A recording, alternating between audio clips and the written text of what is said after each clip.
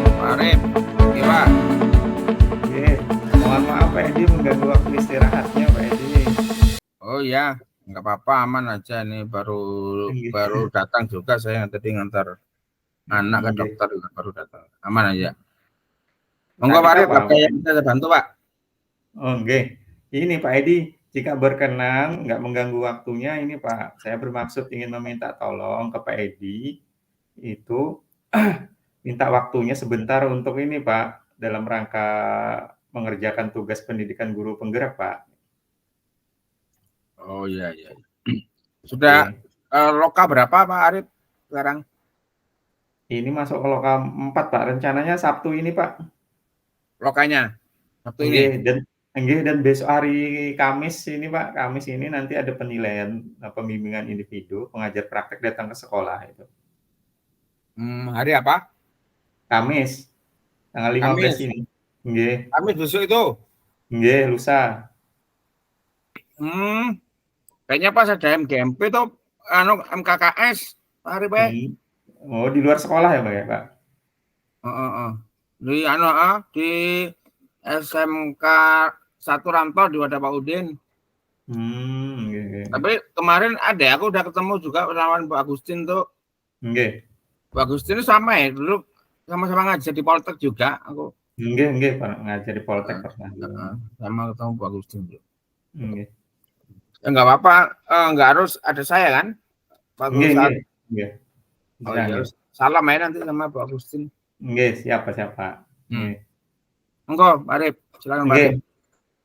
Jadi begini Pak, kan selama Bapak menjadi kepala sekolah baik di SMK 1 Tapen Selatan atau sebelumnya Pak, sekolah sebelumnya itu kira-kira ada nggak Pak masalah yang Bapak hadapi sebagai pimpinan sekolah yang menimbulkan ini Pak, dilema untuk memecahkan masalahnya tersebut itu? Ya banyak sebenarnya Pak Arif. Dilema itu pasti ada lah, pasti ada. Apalagi terkait dengan guru, kemudian terkait dengan pihak luar, kemudian pihak konsultan, ya, apalagi dengan pihak dinas, ya banyak dilema etika itu yang sering kami hadapi pasti banyak. Iya Pak. Kalau berkenan Pak, mungkin bisa salah satu tadi dari permasalahannya dilema tadi yang bisa Bapak ceritakan Pak, jika berkenan Pak. Yang masalah mana ya enaknya ya? Main pilih aja Pak. Mau milih yang mana, masalah dengan dinas, konsultan, atau masalah pembelajaran, masalah kekurangan guru. Mungkin ini Pak, ini terkait jurusan saya juga, kalau kekurangan guru gimana Pak dilemanya Pak? Oh, silakan ya, bisa aja. Jadi itu kan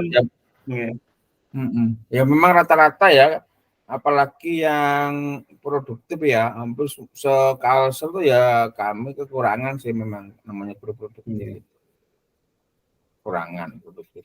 Enggak hanya di tempat kita aja. Hampir semua, dan itu mungkin jadi keluhan bersama sih, itu disampaikan juga dengan ya dinas juga disampaikan. Kalau sebelumnya Pak, kalau sebelum ke dinas itu kira-kira ada kebijakan tersendiri Pak untuk di internal sekolahnya Pak untuk menyelesaikan kekurangan guru tadi Pak, di guru produktif khususnya Pak? Ya selama ini ada beberapa sih, Jadi yang jelas banyak yang terjadi itu ya teman-teman yang ngajar di produktif itu ya bisa dikatakan over jam mengajar tuh pasti ada. Kemudian juga ada juga kita paksakan juga Pak Arif, di antara guru-guru yang ada normatif yang kekurangan jam itu ada juga yang kita minta untuk mengajar. Nah kalau dulu sih ya ada yang ini program apa itu? Teknik mesin itu Pak kekurangan juga. Ya, nggak ada program pemerintah kemarin itu apa? Oh, kalian ganda. Ya itu kan banyak guru-guru adaptif normatif kemarin kan. Tuh. Di tempat kita kan ada itu kemarin tuh banyak itu kayak Pak Misana kah tuh. Pak Nggih. Misana terus apa kemarin tuh ada juga. Nah, seperti itu sih intinya. Jadi Nggih. ya yang penting yang bersangkutan bersedia aja mau belajar jalan aja sih. Ya, yang penting kan dia dalam rangka juga untuk memenuhi jam minimumnya kan, Nggih, minimumnya nggih. 24 itu ya. Nah, ya memang beberapa yang penting intinya sih jangan sampai anak itu diterlantarkan kan, nggak ada masuk dan sebagainya. Ya, Mmm. beberapa guru adat normatif yang memang beliau bersedia ya khususnya kami kembalikan juga ya kembalikan ke guru yang bersangkutan ya Iya, karena beliau kan juga harus ibaratnya ya belajar dari nol lagi itu belajar dari nggih, nol nggih. kan jadi Mmm. paling enggak minim guru adaptif normatif mau belajar mau diskusi dengan guru produktif ya itu Nggih, nggih. dan eh, beliau juga mau misalkan kita tugaskan atau pelatihan di industri. Nggih. Mungkin kalau ada kegiatan upskilling, reskilling ya kita ikutkan. Tuh. Nggih. Intinya yang guru yang bersangkutan lah. Intinya guru yang bersangkutan tidak keberatan. Nggih, nggih. Kemudian beliau juga pengen untuk terus mengupdate pengetahuannya, kemudian ingin menambah kompetensi yang dimiliki. Saya kira ya jalan nih di beberapa tempat yang saya alami juga seperti itu. Jadi mereka mau aja ya sudah, oke, jadi jalan aja Pak Arif. Ambil nanti kalau memang ada yang program keahlian ganda lagi, guru yang bersangkutan kita ikutan. Nggih, ya. Kita ikut ke program keahlian ganda kan. Nggih. Dalam rangka yang cari solusi, kemudian apalagi yang diadaptif normatif itu kalau ini sudah kebanyakan ya, dengan jamnya sedikit, gurunya banyak. Nggih, bener. Daripada dia harus mencari sekolah baru, Nggih. kan adaptasi baru ya makanya kebanyakan sih mau daripada dia harus keluar dari sekolahan kita ya mereka rata-rata mau. Nggih. Oke, kita Berarti juga keputusannya itu pas aja nggih, Pak? Solutif aja, Pak, ya? Di iya bisa terselesaikan gitu kan? heeh, heeh. Iya. Kan kalau nggak salah sepengetahuan saya ini, Pak, ya, kalau mengharapkan CPNS formasi baru gitu, Pak, atau P3K kan lama ya kayaknya, Pak, ya? Lama Pak Arif, lama Iya. apalagi yang Iya. PNS kan sudah jarang kan sekarang hampir semua diisi P3K kan. Iya. Iya. Iya. Terus selanjutnya ini Pak Edi, jadi dalam modul pendidikan guru penggerak modul 3.1 ini kan Pak Edi, kami itu diajarkan tentang dilema etika seperti itu. Jadi dilema etika itu kebenaran lawan kebenaran kan itu. Dan juga ada yang dinamakan bujukan moral seperti itu Pak. Kalau bujukan moral tuh kebalikannya tadi, kebenaran lawan kesalahan gitu. Nah, jadi kalau menurut Bapak tadi, menurut Pak Edi sendiri selaku kepala sekolah tadi yang keputusan masalah kekurangan guru produktif itu termasuk dilema apa Pak tadi Pak? Kira etika atau moral nih Pak?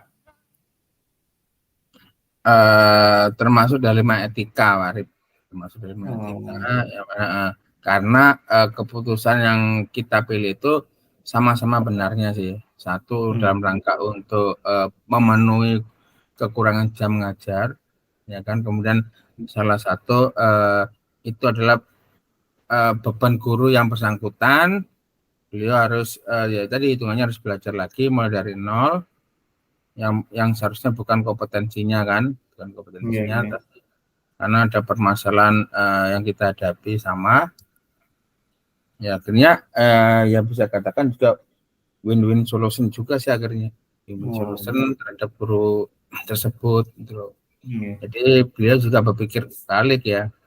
Kalau ibaratnya tidak diambil bersangkutan yang rugi juga sih.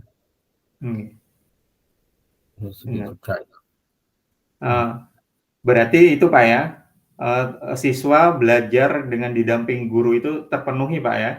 Itu. Jadi nggak sampai di Minim, rumah sendiri, nggih, ya, gitu.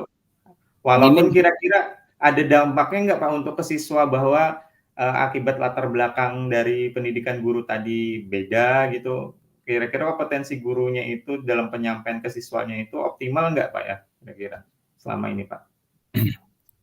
Yang pasti tidak optimal seperti guru yang asli dari produktif, Arif.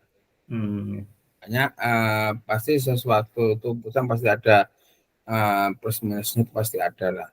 Ada banyak solusi kita ya yang bersangkutan paling tidak dia mau belajar ya dari materi baru, kemudian sering diskusi dengan guru yang produktif, yang benar-benar produktif.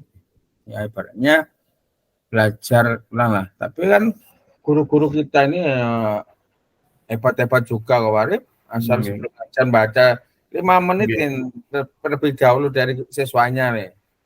Pasti mampu aja, pasti bisa aja. Menang satu malam ya Pak belajar Menang sinau. satu malam belajarnya itu. Dari siswanya itu aja. Intinya di situ apa yang mau belajar, apalagi beliau mau tanya dulu, belajar dulu sama guru produktif, kira-kira apa materi yang bisa mau akan sampaikan. Jika ada pertanyaan ya agak nyeleneh sedikit ya paling enggak ya dikasih gambaran, cuman jangan dipastikan langsung siswa untuk mengapa itu mengeksekusi, enggak ya, paling enggak ya dikasih wawasan, kemudian guru yang bersangkutan paling enggak tanya lah pada guru yang produktif. Yang jelas memang ada kan ada kekurangannya pastilah. Ya tadi kita katakan ya solusi sementara gitu ya. Sebelum beliau benar-benar ikut nanti kalian ganda kan, enggak sementara daripada tidak ada guru yang mengampu sama sekali kan. Jadi terlantar siswanya gitu Pak, nggih, kasihan. Terlantar siswanya nggih. Nggih. Oh, berarti kalau boleh saya simpulkan berarti dilema etika karena ini Pak ya, tadi dari pihak gurunya juga mengajarnya, jumlah jam mengajarnya masih dalam batas range yang dibolehkan Pak ya, batas maksimal kan gitu. Nggih, dari siswanya juga walaupun tadi mungkin kurang optimal guru mengajar, tapi ya masih inilah mending daripada kosong sama sekali kan gitu. Iya, Pak, kan sekarang kan juga tugas guru tidak bahari juga sih, apa itu mengajar 100% kan, itu enggak juga kan, lebih banyak memfasilitasi aja. Sedangkan materi kan juga sudah ada full. Nah, apalagi dengan online apa-apa tuh saya kira nggak jadi masalah ya. Jadi cuma kalimat-kalimat pemantik aja yang disampaikan oleh guru sebagai fasilitator gitu. Anak sudah bisa belajar. Intinya ya mengawani anak-anak saat di kelas lawannya seperti itu. Benar. Jadi sekarang fungsinya fasilitator tadi Pak ya, jadi guru nggak satu-satunya sumber ilmu, sumber pengetahuan, seperti itu. Oke Pak, kalau misalnya ini kalau untuk misal ada kasus-kasus lain misal Pak, jadi misalnya itu ada dilema kepentingan yang sama-sama benar atau yang sama-sama mengandung nilai kebajikan, itu gimana Pak cara menjalankan atau mengambil keputusannya itu Pak? Jadi memang apa ya, paling tidak itu kita harus tahu dulu Pak Arif ya, harus tahu dulu permasalahannya itu permasalahan apa intinya di situ ya. Jadi bagaimana kita bisa mengidentifikasi dulu ya, mengidentifikasi kasus itu ya. Untuk tadi kan masalah beban kerja guru yang normatif adaptif mengajar di produktif kan. Jadi kasusnya apa ya, kita kan memang kekurangan guru produktif kan. Jadi kita harus tahu apa sih yang dipermasalahkan, dipertentangkan di masalah itu. Kemudian ya bagaimana siapa aja yang terlibat dalam hal itu kan. Mati kan Yang pertama ya kepala sekolah, karena sebagai pemimpin pembelajaran di satuan pendidikan kan. Dan guru yang bersangkutan, guru adaptif normatif tadi, kemudian juga kepala program studi juga terlibat sebagai penanggung jawab pembelajaran di jurusannya. Jadi kita paling enggak duduk bareng gitu, membicarakan masalah itu, termasuk ya tadi guru yang bersangkutan kalau tetap bertahan tidak mengajar sambil ngajar di bukti yang selama ini kita memang kekurangan, ya dia akan kekurangan jam juga gitu. Ya, jadi dari fakta-fakta yang ada kan memang beliau sudah sertifikasi, kemudian harus dituntut 24 jam gitu. Jadi, kemudian kita melihat kalau kita terapkan itu walaupun salah menurut kompetensinya, ya kan, tapi kita kan juga memerlukan tenaga pengajar di produktif, yang mana biar anak-anak bisa terfasilitasi dalam pembelajaran di kelas. Gitu. Jadi ya tadi kita uji, jadi kita tanyain lagi kepada yang bersangkutan, Bu, Pak, gimana kalau pian ngajar di produktif, contoh tempat Pak Arif yang kurang juga ya di audio video. Paling enggak ya guru yang bersangkutan yang adaptif normatif itu sudah ngajar lah, paling enggak udah gitu. Di jurusan itu kan loh. Ibaratnya itu lagi juga dengan anak-anak yang ada di jurusan tersebut. Berarti ini Pak ya, dari pemaparan Bapak tadi cara mengambil keputusan, berarti itu ada langkah-langkahnya Pak ya, atau strategi dalam mengambil keputusan. Ya, betul Pak. Jadi kita nggak semerta-merta langsung mengambil keputusan kan.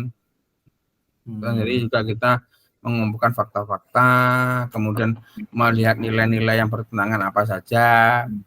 Nah, kemudian kita siapa aja yang terlibat di situ kita ajak ngobrol bareng lah. Ngobrol bareng, apa dasar prinsipnya apa? Apakah nanti berdasarkan hasil yang mau kita ambil. Yang penting di jurusan TAP di produktif anak-anak bisa pembelajaran bisa terakomodir. Di prinsip apa yang mau kita terapkan, kita harus sampaikan hasil akhirnya apa yang ingin kita harapkan ya. Baru kita mengambil keputusan kan. Nah, mungkin dari diskusi antara yang terlibat tadi mungkin ada solusi-solusi ya, ada solusi-solusi yang mereka tawarkan ya bisa jadi solusi itu solusi yang terbaik lah. Enggak seperti itu. Dari jurusan sendiri ada solusi lain. Ya, bisa jadi solusi yang ketiga tadi yang bisa kita gunakan. Jadi keputusan itu ya tidak semerta-merta juga hasilnya kan baik kan juga. Ya, nanti yang kita tinjau ulang kan, sambil proses berjalan, kita lihat efektivitasnya, kita evaluasi juga, kita refleksikan apa yang menjadi kekurangan, apa yang tetap kita harus kita pertahankan, ya juga kita terus kita pantau gitu. Pak. Kalau begitu Pak, kalau menurut Bapak sendiri nih, Bapak yang lakukan setiap masalah itu yang harus diputuskan itu caranya berbeda atau ada yang sudah dari Bapak solusi pakem gitu atau yang paling efektif sama tuh begitu Pak? Jadi ini keputusan pakemnya itu hasil diskusi semua Pak, hasil diskusi semua ya dari orang-orang terlibat, kemudian kepala sekolah melihat masukan-masukan itu. Kalau memang itu urgent dilaksanakan, tapi kalau itu masih ada solusi yang lain yang mungkin yang lebih baik dan lebih elegan, ya itu yang kita ambil. Jadi masalah pakem dan tidaknya itu ya tadi kita melihat permasalahan yang timbul di sekolahan dan kepentingan untuk peserta didik dalam rangka proses perjalannya PBM di jurusan tersebut.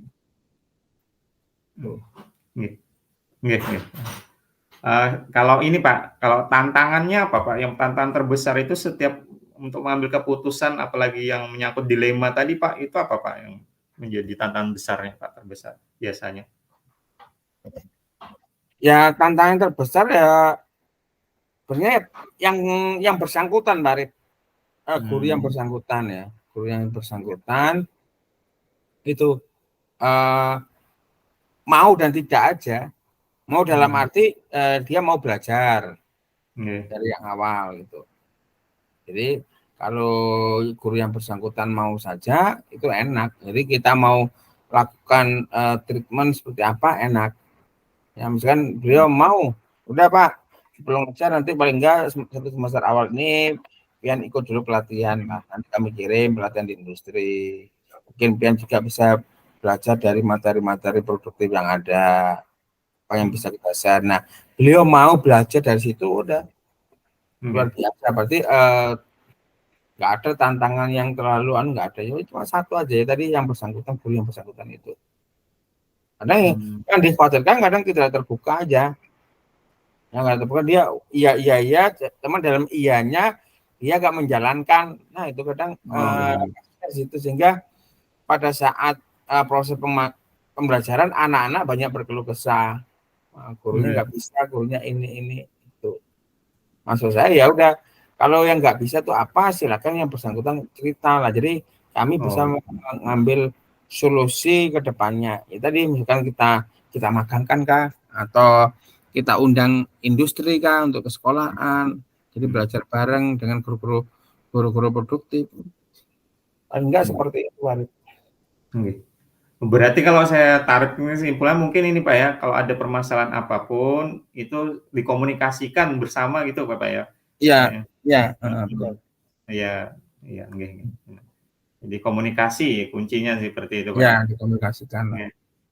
Nggih. Nah, selanjutnya Pak Edi, kalau faktor-faktor yang selama ini mungkin membantu Bapak dalam memutuskan itu kasus-kasus yang berkaitan dengan dilema etika tadi siapa Pak? Kira-kira. Misalnya kalau Jadi tadi kan sudah Bapak jelaskan dari rekan di sekolah dulu, misal kalau dari luar itu biasa siapa? ya. Jadi kalau ada permasalahan-permasalahan tuh yang sering saya ajak diskusi ya dinas ya. Nah, kan kalau pengawas kita kan baru berganti nih, pengawas pembina baru ganti nih. Ya. Jadi siapa pengawas yang pembinanya? baru ini Pak Tony katanya. Dan saya belum pernah sih kontak beliau, belum pernah ketemu. Informasi dari Pak Abdurrahman pengawas yang dulu itu ya dari Marbahan kah? Dari Pak Swadi yang kemarin ke sekolah. Oh, Marbahan Pak. Hanya beliau kan mungkin ya dikatakan agak jauh lah dari Marbahan ke sekolah. Jadi saya juga belum pernah ketemu. Ya paling enggak saya paling diskusi lah sering sama dengan Pak Abdurrahman sih. Pak Abdurrahman kadang saya ajak rembukan masih enak aja walaupun belum pengawas pembina kita, tapi beliau welcome aja sih karena mungkin dulu sama-sama kita dari SMK 5 ya. Jadi banyak membimbing, membantu lah. Jadi yang sering ya kalau ada yang sifatnya urgent, kayak kekurangan guru dan sebagainya, ya saya konsultasi ke dinas.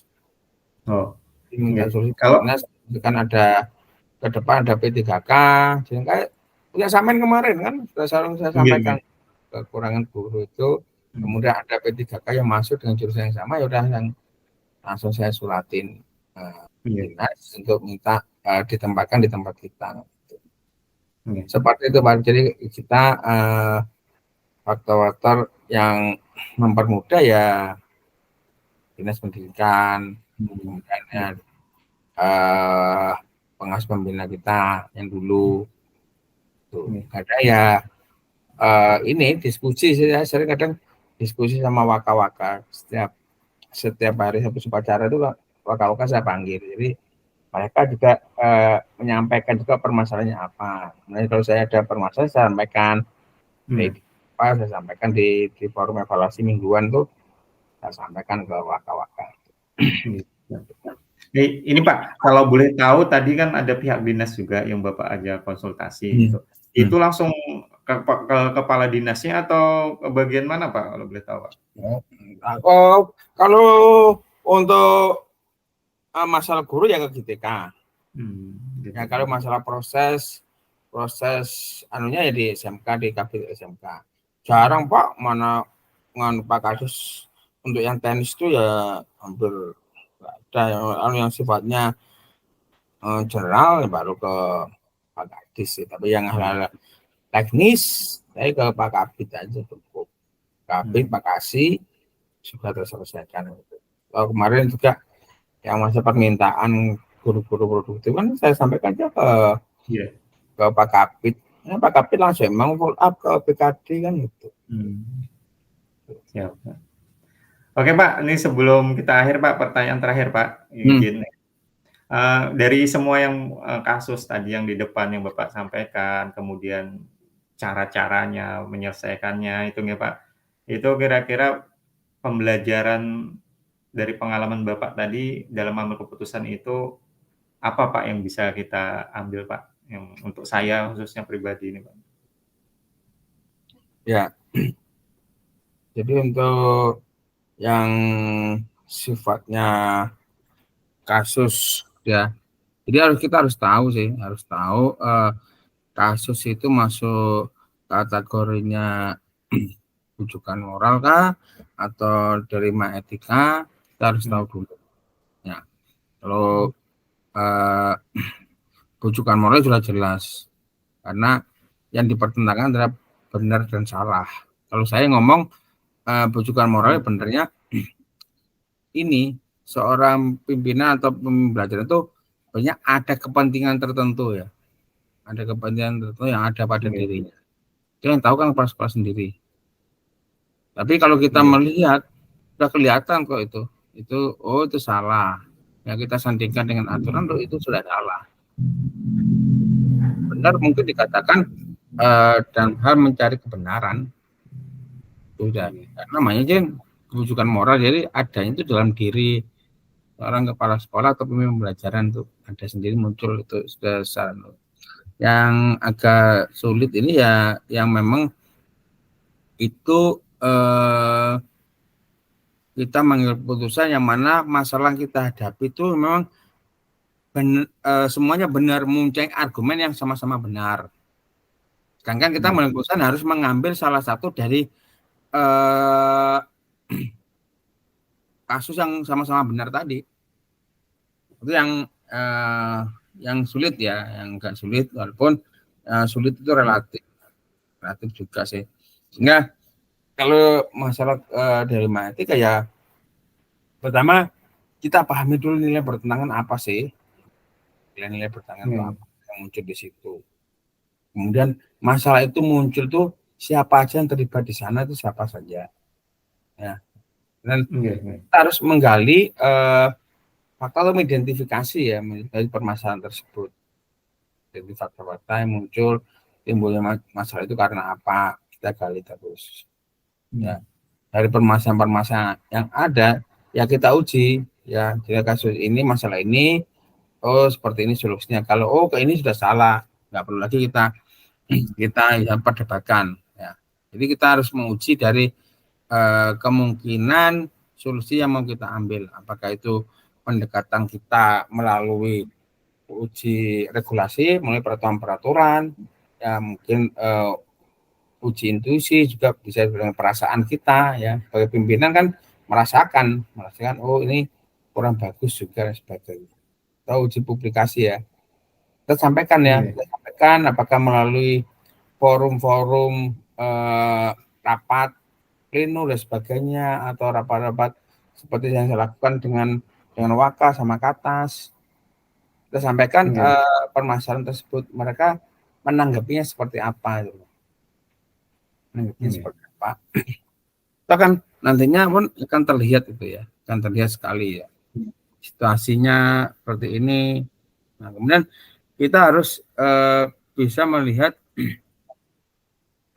dalam menentukan prinsip apa saja yang mau kita harapkan ya, prinsip-prinsipnya apa aja yang mau kita kendaki dalam keputusan tadi. Apakah versi kita nanti berbasis hasil akhir yang diharapkan, seperti tadi kan hasil akhir ya. Hasil akhir yang penting kita adalah ada guru yang bisa memfasilitasi pembelajaran anak-anak jangan sampai anak-anak terlantar. Ataukah kita berbasis peraturan, ya. Jadi kita nggak mau aturannya mengatakan seperti ini kok. Jadi apakah kita menegakkan aturan atau kita win-win solution ya? Nah itu rasa peduli dari beberapa orang yang terlibat dalam permasalahan tersebut. Jadi kita harus bisa mendudukan di sana, Pak. Di sana sehingga keputusan yang kita ambil pun merupakan solusi terbaik ya. Solusi terbaik walaupun dari paradigmanya ya ada beberapa pertentangan yang bisa jadi ya, bisa individu lawan kelompok ya, mungkin kebenaran versus kesetiaan, kemudian keadilan versus belas kasihan, apa kita mempertimbangkan jangka pendek dan jangka panjang. Nah itu kan paradigma yang bisa kita pakai dalam dasar dalam kita mengambil sebuah keputusan kebijakan yang sedang kita hadapi. Ya, seperti ini. Nah, barulah kita sudah jernih melihat sebuah masalah, ya kemudian sudah kita dapat beberapa masukan dari rekan-rekan kita di sekolahan, ya. Jadi kepala sekolah semakin jernih melihat masalah tersebut. Ya. Nah, kalau seperti itu udah enak, ya diskusi pasti mungkin di antara Waka sama Kartas itu pasti ada di antara solusi yang mau saya sampaikan, saya putuskan. Mereka pasti memberikan masukan, ya, berikan masukan opsi lain atau keputusan alternatif. Gitu. Walaupun secara pengambil kebijakan polisinya tetap di kepala sekolah sebagai pemimpin pelajaran ya. Nah, di bawah kita sampaikan saya mengambil keputusan seperti ini, jadi tolong mungkin nanti bisa dijaga di teman-teman semua di Waka jika ada pertanyaan bisa memberikan jawaban. Dan kalau ada pertanyaan dari guru-guru kita, dia bisa ada permasalahan jika secepatnya bisa menetralisir permasalahan. Sambil ya kita evaluasi, nanti ke depannya kita evaluasi keputusan kita ambil tadi ya, kita evaluasi mungkin sudah berjalan beberapa mungkin 1 semester atau apa, kita tinjau ulang, kita refleksikan apa sih kekurangan dari keputusan yang kita ambil kemarin dalam pelaksanaannya, ada nggak bottleneck yang masih menjadi ganjalan bagi guru-guru kita atau di jurusan tersebut. Mungkin seperti itu Pak Arif. Jadi ada step-nya yang kita lalui ya sebelum kita mengambil sebuah kebijakan atau keputusan terhadap permasalahan yang ada di sekolah. Mungkin itu Pak Arif. Wah luar biasa Pak. Berarti tadi penutup yang dari Bapak ini langkah-langkah dalam mengambil keputusan ya Pak. Ya. Jadi tidak hanya yang kasus yang Bapak ceritakan tadi, tapi bisa aja itu untuk mengambil keputusan kasus-kasus lain, bahkan antara guru dengan siswa gitu Pak ya di kelas gitu Pak. Bisa. Oke Pak, terima kasih Pak, banyak informasi pengetahuan yang saya dapatkan Pak. Sekali lagi terima kasih banyak ya Pak. Mohon maaf ganggu waktu istirahatnya Pak Edi. Mudah-mudahan sama-sama Pak Arif. Semoga proses pian lancar aja mengikuti pendidikan guru penggerak. Amin. Saya minta ini sama menjadi ini Pak virus buat teman-teman tuh loh. Jadi sukses pian dalam mengikuti ini, ada penerus setelah sampean. Jadi kita sampean di situ. Selagi sampean masih sampean aja, saya katakan sampean belum berhasil Pak. Jadi sampean gimana mengimbaskan ke teman-teman, gitu loh, ke teman-teman seperti apa. Makanya saya minta tuh kalau ada pendampingan individu itu diajak teman-teman yang lain. Yang emang sudah mungkin tahu di antara teman-teman kita di sekolah itu yang mulai agak gitu si A si B itu undang aja. Nggih. Nggih, beberapa kali pendampingan individu Pak yang sudah saya ajak itu Pak, yang kelihatan berminat kayak Pak Miftah, itu saya libatkan. Saya kompor-kompor. Nggih, beberapa. Nggih. Ya, Itu pokoknya teman-teman yang lain tuh saya push juga. Kemarin nggak nulisin ngikuti benih kurban enggak, aku tanda tangannya SKP-mu ya, yang gitu yang masih anak-anak itu. Kamu anu kok ikut tuh. Seperti itu. Ya pelan-pelan Iya lah. Pak, mudah-mudahan Pak bisa menularkan kebaikan Pak di sekolah kita. Iya. Terima kasih banyak nggih Pak, sekali lagi mohon maaf Pak, mengganggu waktu istirahatnya. Nggih Pak Arif, aman aja. Nggih. Assalamualaikum. Siap. Waalaikumsalam. Undur diri ya. Terima kasih ya. Oke, terima kasih banyak Pak. Waalaikumsalam.